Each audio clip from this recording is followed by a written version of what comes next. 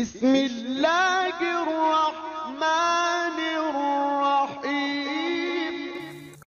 د موږ د نن ورځ د درس موضوع هغه ټایم دی، ټایملاین دی. دغه قسمت کې موږ په دغه بار دلته چې پروت دی په دغه پروژې په ګانچار باندې دوه باره لرو. په یوه کې میاشتې دي، په بل کې ورځې دي.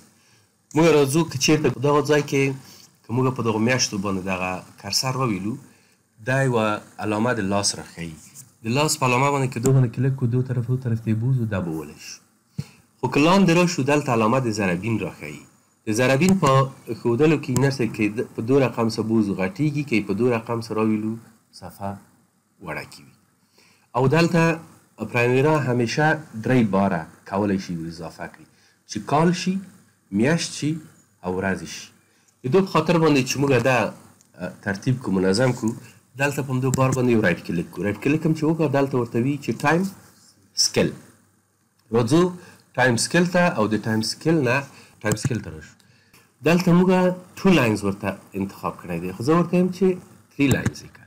3 لاینز چې ورته وي چې اپلای ورته وي، کالم دلته راغی، کالم دلته موږ ته ثابت شو.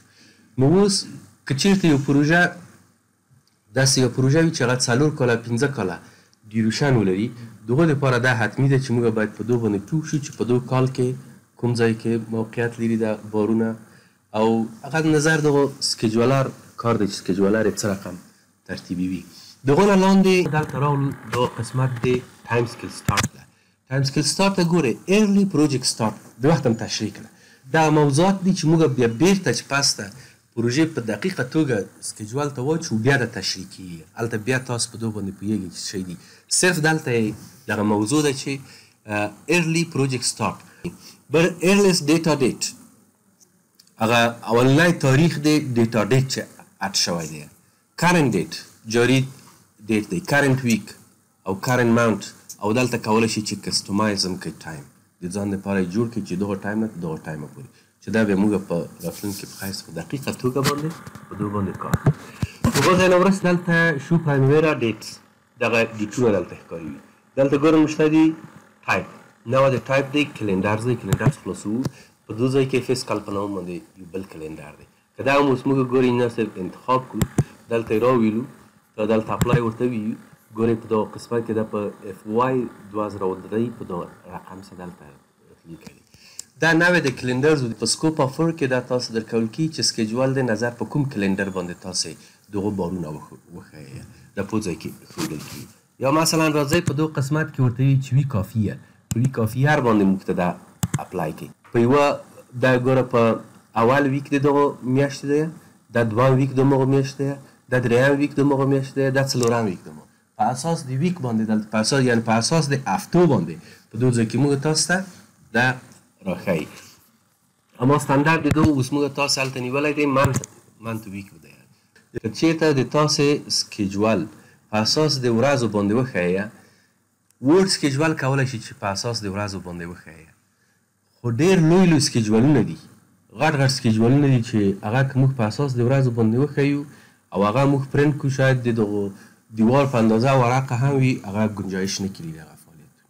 په اساس د ساعت باندې هم ښودی شي، په اساس د ساعت باندې. نظر خپل سکیجول ته ګورئ. که یو شخص د یوې ورځې دپاره ځان ته سکیجول جوړوي، چې زه په یوه ورځ کې ځان ته سکیجول جوړومه، 20 فعالیتونه سر ته رسومه، د یوې ورځې دپاره چې سکیجول جوړوي، ته کولی شي چې هلته د ځان دپاره په ساعت باندې هغه جوړ کړي چې په 2 ساعت کې کوم کار وشي، په 2 کې کوم کار وشي، په 2 کې کوم کار وشي. خو داسې پروژه ده چې هغه 10 کاله ډیوریشن لري. فکر وکړه چې د کابل نه القوي سړک په ټول افغانستان باندې راتاووې، په هغو کې مثلا تونلونه شته دي، په هغو کې پلونه شته دي، په هغو کې کلبردونه شته دي، هر څه شی کې. دا پروژه چې ته بیا راولې، دا چې په ساعت باندې ارزیابي کوي، بیا یې په ورځ باندې کوي، ډېر زیات. نو بناً خپل سکیجول ته په کتو سره ساعت، ورځ، هفته، میاشت، کوارټر، یرلي، هر هغه باندې چې تاسې جوړوئ، هلته یې تاسې د ځان لپاره جوړولی شئ. دغه نه وروسته په دو ځای کې ډیټ انټرول دی. ډیټ انټرول هم تاسو کولی شئ په دو ځای کې مثلا ورته ووایئ چې هر رقم خوښ یم چې تاسو ده په مو شکل سره تاسې دلته تنظیمولی شئ، جوړولی شئ او راوستلی شئ.